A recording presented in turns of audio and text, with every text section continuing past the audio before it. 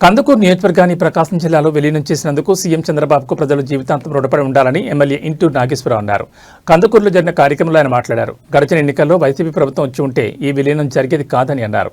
నెల్లూరు జిల్లాలో కలిపినందువల్ల ప్రజలు, అధికారులు అనేక కష్టాలు పడ్డారని గుర్తు చేశారు.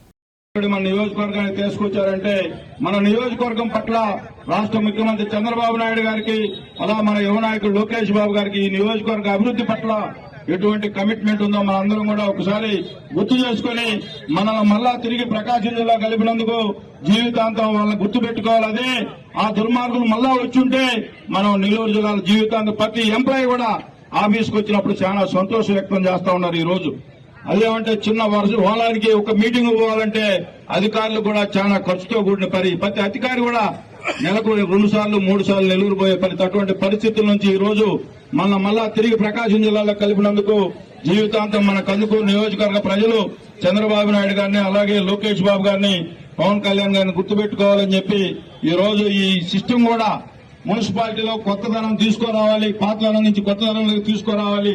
మున్సిపాలిటీ అభివృద్ధి ధ్యేయంగా నాకు సహకరిస్తున్నటువంటి తెలుగుదేశం పార్టీ కూటమి నాయకులందరికీ ఎవరికి ఇబ్బంది లేకుండా డివైడర్లు కట్టినా కూడా చిన్నవి వచ్చినాయి కానీ ఎక్కడా కూడా పెద్ద సమస్యలు రాకుండా అందరూ కూడా కందుకూరు మున్సిపల్ ప్రజలు కూడా సహకరించినందుకు మీ అందరికీ చేతులెత్తి నమస్కారాలు తెలియజేసుకుంటూ